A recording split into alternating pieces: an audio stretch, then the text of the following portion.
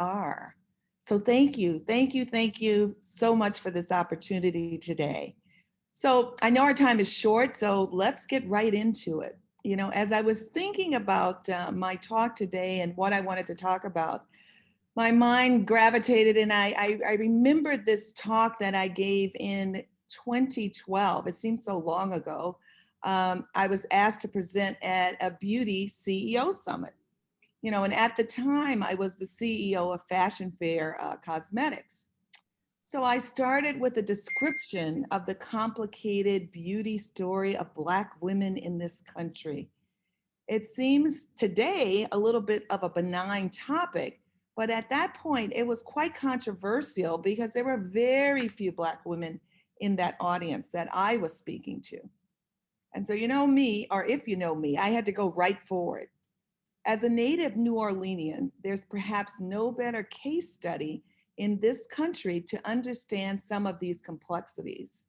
From the Zulu crew right down to the Octoroon balls of New Orleans, the concept of Black beauty has been widely discussed within the African American community for years. We all know this and represents a window into the socio psychological dynamic caused by years of oppression and self hate. Early in my life, my mother loved to recount stories of where she was excluded from house parties in New Orleans with my Creole father simply because she was darker than a paper bag. In 1954, Lena Horne talked about how the movie studio struggled to create her Max Factor trademark foundation color. Well, guess what? We've come such a long way in our perceptions of beauty and acceptance of our own natural beauty. Not an imagined blue eyed, blonde, skinny put forth by white America. Let's think through this. Viola Davis, Queen. Stacey Adams, Queen. Michelle Obama, Queen. We always knew that these women were queens, but it seems to me that America is just catching up. I was at the table at the White House when some debated whether First Lady Michelle Obama should accept the offer to be on the cover of Vogue magazine. They didn't get it, but the Black women at the table surely got it, and the rest is history. How could we really pass up the opportunity for the First Lady to be on the cover of Vogue, which represented the epitome of beauty and fashion in the world? Can you imagine how many young Black girls screamed out loud, "That could be me. That will be me"? Serena Williams, Queen. Amanda Gorman, Queen. America's perception of beauty has shattered overnight. And that was 2009. Today, unfortunately, there's still instances where I can walk in a drugstore and simply can't find my shade or hair product that really works for me. You know, and guess what I've been doing most often here is I go in and I'll ask the nearest clerk to me, "Hey, can you tell me where the aisle is for the Black owned companies? Where's that aisle? Can you tell me where it is?" I would suggest that we all need to do that. We all need to ask, where is the aisle for the Black owned companies? Times are changing, and we are really sitting here in the middle of this transition. As leaders in the beauty industry, I would ask you, do you see it? Are you in it, or are you sitting on the sidelines? What role are you going to play in this transition? I believe that this is one of those rare shifts in the trajectory of the world. Rare shifts in the trajectory of the world. At Black Opal, we call it the BLK beauty movement. And we were doing that long before the struggles we saw in this past summer. We're not apologizing for not offering products for all people. We're clearly focused on women of color from a light tan to dark Black. As far as I can tell, we're the first firm to put on our gondola that we are Black owned, and that our cosmetics are designed specifically for us. It's written right on the top shelf. We must all seize this opportunity and not look back. We really can do this. You're saying, do what? What is she talking about? I believe we can change the world. We certainly are in the middle of changing the perception of beauty. If you're doubting me, let's just look at the recent election to understand the power of the Black woman in America. When, and this is key, when we all pull together. Can I say Vice President Kamala Harris? Did y'all hear me? I said Vice President Kamala Harris. Indeed, indeed. We did. I hear one little clap. I hope more people just are unmuted, but they're really not in there. I'm a unmute so I can holler. We know Dre is out there. Yes. Glory, okay? Yes, okay. Glory, all right. Did you hear me? We did that. We must understand and accept our own power without doubt. Doubt is the enemy, but it's everywhere, everywhere. I once interviewed for a position with a major makeup brand and the senior leader of the firm, and I was very excited about this. I mean, it's a brand we all know and probably many of us use, and I used it at one point, and I'm not going to say who it is, but they told me, I went in for my interview and I was so excited. I was like, yay, this is going to be a great place for me to work. I just can't wait. I was coming out of fashion fair. I thought, I've learned so much about Black beauty and skin. I can't wait to share. And so I had this conversation and I said, I really noticed that some of your foundations go a little gray on darker skin tones. And you know what they told me? Oh, we know that, but we're not going to change our ingredients for one group. I left the interview heartbroken.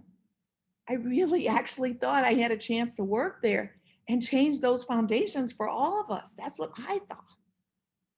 So 2 years later, Cheryl McKissick and I bought Black Opal. Yay, yay, yay, yay, yay, yay. Yes. Now, why did we buy Black Opal? People say, why did you select Black Opal? Well, there's a myriad of reasons, but a few of the top reasons were they made quality products for women of color that are legendary. Every time I go to film a talk show or news or anything in the work that I was doing, they always pulled out these sticks. I'm like, what are those sticks? Black Opal.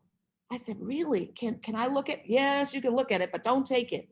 Because it seemed that it was a brand that was really hard to find, that people just could not find the sticks. They would have to search and search and search. And so to me, that was an opportunity. But I knew that the products had been focused and were focused on us. They were created by a great chemist whose wife happened to be Black, and they worked with a Black dermatologist. So it was really just focused on us. And so Cheryl and I, are really deeply committed at Black Opal to create a company of scale for us, by us, that caters to our every need. We try on the colors. We make certain that pink goes on pink in the darkest of lips. We make certain that undertones are there. We were working on, oiliness, hyperpigmentation, larger pores, all of the things that happen with darker skin. We're owning our Blackness. We're owning our Blackness, and we're celebrating our Blackness, and we're giving our people what our people want. We're not pretending to be any more than that. We think that's enough. And guess what? All under $20. Under $20. So today, there are multiple makeup companies that appeal to a wider audience. Most of the new entrants in the marketplace are quick to tout all their various foundation colors. We got 50 colors, we got 30 colors, we got 40 colors. But let me tell you the truth. Sometimes I still have trouble finding my shade. I really believe that serving the beauty needs requires more than just tossing 50 shades at us. I want more. We have a window right now where I believe the beauty industry is listening. Let's get our work done. It's important that we spend our money with companies that appeal to what we need and want. I'm so proud to see so many Black owned firms doing well, but we can't rest. We need more. There's one guy on Instagram that I just can't stop looking at. I knew from his accent, he was from Louisiana, but I can't help but repeat the refrain to his song that's in my head. And he's got, I don't know, 1 million views or whatever. So you may even have seen him. And his little song goes something like this: let's go, we're going, where we going? We're going where the money resides, where the money Yes. resides, where the money resides. And so that's where I'm trying to go, not just for me, but for everyone I can support and be supportive of. As Cheryl says, we want to be on the business side of the table, not just purchasing cosmetics, but also in ownership positions, senior levels of management, and in the boardrooms of beauty and retailers in the industry. At Black Opal, we thought about what could we do? Not only supply that makeup at $20, that's fabulous, but what else could we do? And here's what we came up with. We worked very hard to hire business partners that look like us. How can we help to create wealth in our own community? Most of our business partners are led by people that look like us. Product development, she has her own company. Our legal services, husband and wife team. IT, Black male. Public relations, she has her own company. There's such a gap in economic parity in this country between Black and white America. Let's embrace doing business with Black owned companies and those companies that are supporting Black owned companies. I have to shout out Ulta. We just got into Ulta in the last month or so. So I definitely have to shout out Ulta. We appreciate that. We want more stores, but we appreciate that.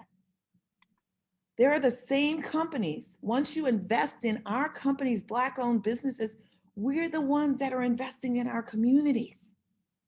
I know we want to get to questions, so I'm going to leave you with one last thought about how incredible you are. Some of you may know that we bought Fashion Fair, the renowned Black owned company created by Eunice Johnson in 1975. When young women say to me, oh yeah, my grandmother used that, my auntie used that, isn't that old brand? I say to them, I don't know about you, but my grandmother was fabulous and well ahead of her time. So as we think about the relaunch of the brand Fashion Fair coming this fall, I want all of you to know that every move we make is guided by what we're calling our Black Manifesto, or our manifesto to the beauty of Black women. Now, excuse me, I'm gonna have to read. I didn't get a chance to write this down, but let me just repeat the manifesto to you, so you just know how special Black women and our Black beauty is. Here I go. We, the backbone of entire worlds, the most brilliant of all the night stars, the makers, the mothers, the magicians. We, the inventors of dreams, the tongues of hues, the shapers of yesterdays and tomorrows. We, the melanin majestic, the prettiest things, Black women, we, dusted in ancient gold, draped in destiny, faces of the truth and faces forever of the most beautiful light. Don't y'all forget that. And look out for Fashion Fair this fall. Thank you. Yes. Thank you so much, Desiree. We do have a few questions, and I'll kick things off. We jumped right into your speech without doing the full intro because we're well versed in your background. However, I do want to highlight a few things. I mean, you were CEO of Ebony for I think over 5 years. Like you mentioned, you acquired Fashion Fair. You were the former social secretary for under the Obama administration. Harvard grad. I mean, you are like the blueprint. If we have our blueprint, you are. We got a black print, girl, a black print. Yes, a black print. Yes, yes, a black print. Yes. Help us craft that black print. So the question is, how does that full experience, because you've truly had a full experience, how does that full experience inform how you're looking at the future of beauty and the future of Black women and the role that we can play in this beauty landscape? I think I'm old enough to have seen a number of trends and a number of things happen through the decade. And that's why I say I'm most encouraged by where we are right now at this moment in time. And so for those that are younger, you may not understand what it took to get to this point. You know how old people tell you, oh, you have no, my father would say, I walked to school with the same pair of shoes for 12 years. Okay, Dad. So you know that old story. But the fact of the matter, I feel like all of a sudden, it looks like, Black women are in vogue. Mm-hmm. And so guess what? We cannot miss this opportunity because it may not last forever.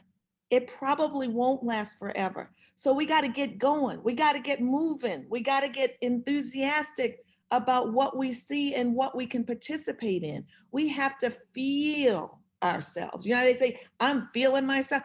Every Black woman should be feeling herself. This is our moment. So let's stick together. Let's make it happen. Let's support one another. Let's get involved. Let's not just let that sit there and pass us by, because we get to shape now.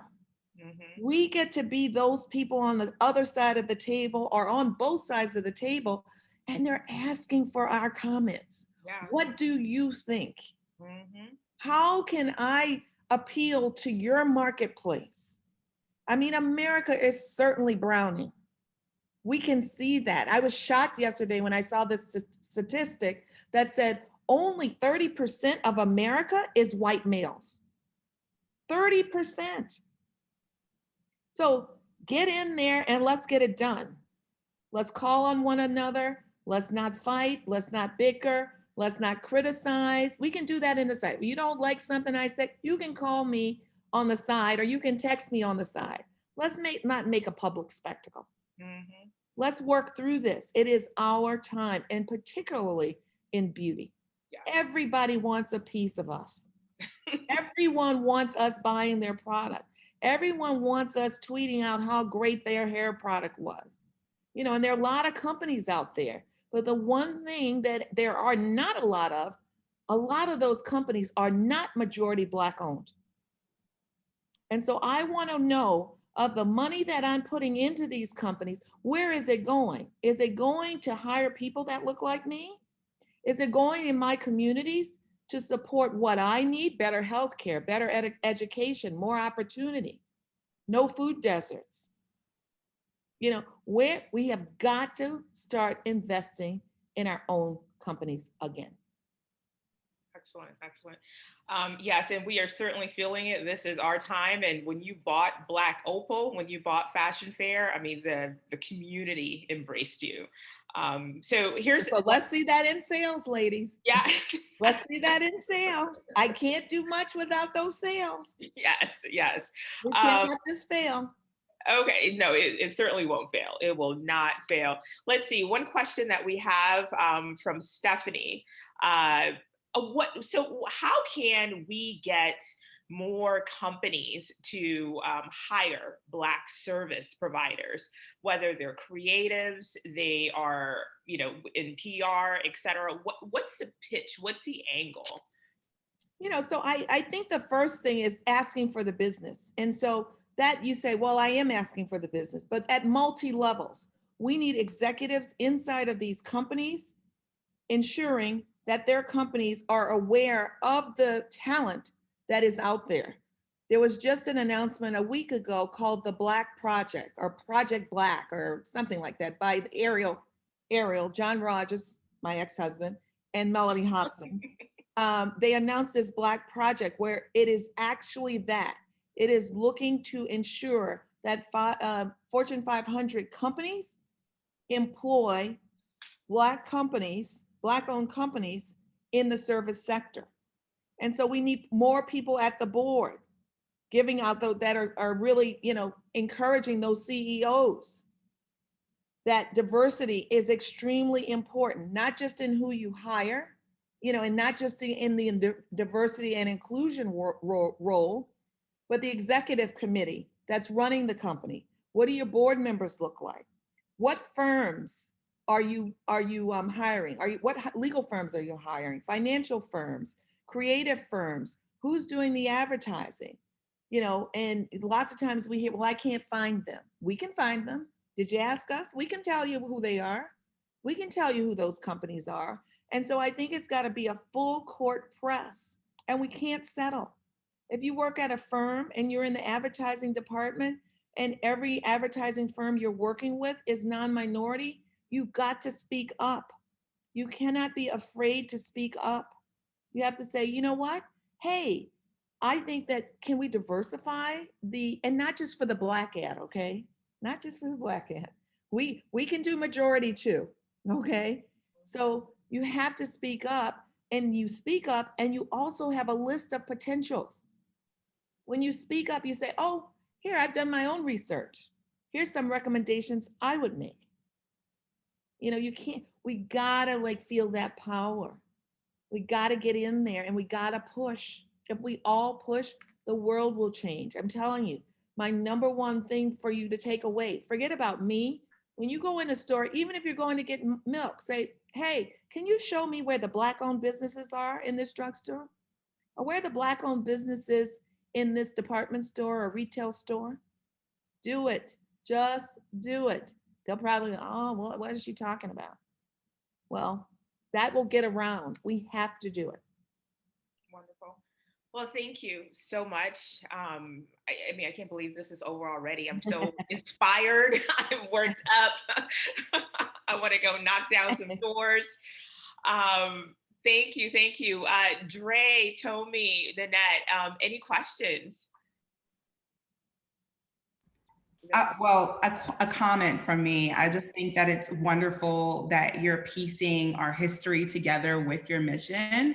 And I say our history as Black women. It seems like that is totally top of mind and always at the forefront. And I truly admire that. So thank you for just pushing our narrative and our agenda throughout all of these years. I really love that.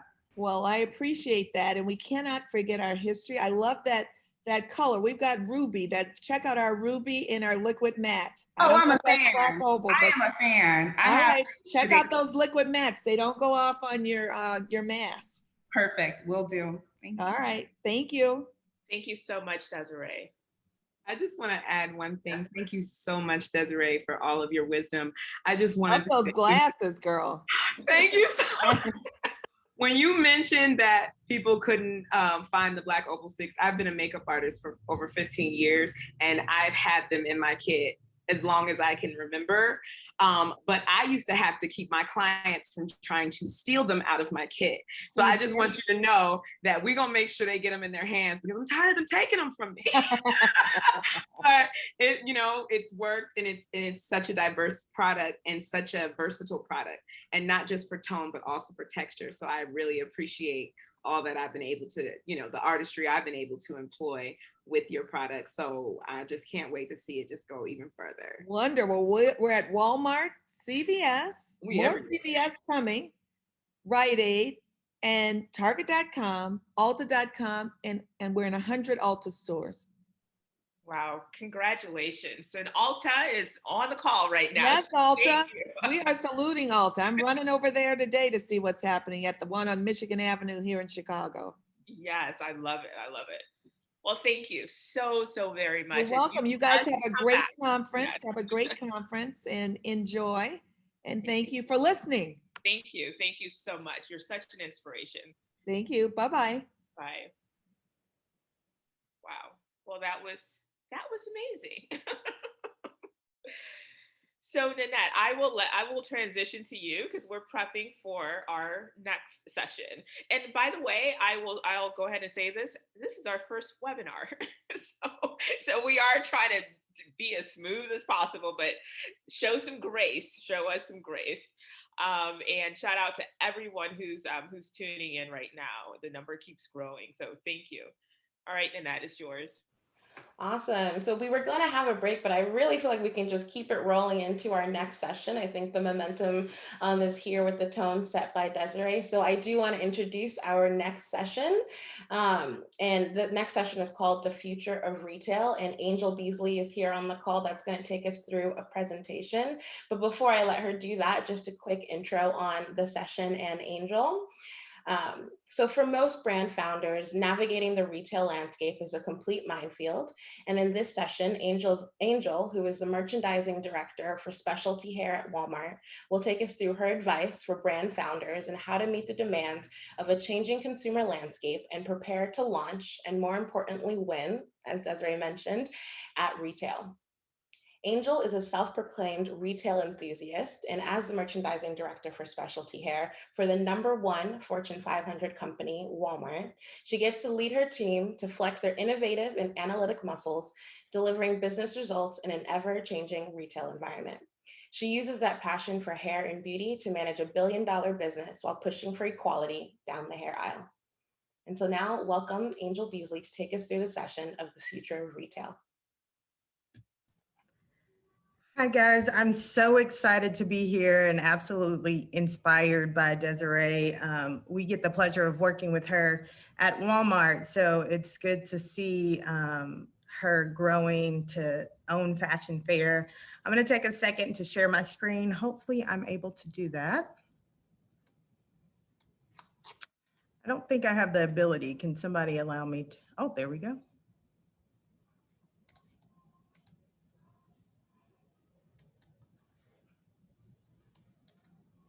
Bear with me. Here we go. Can you guys see it?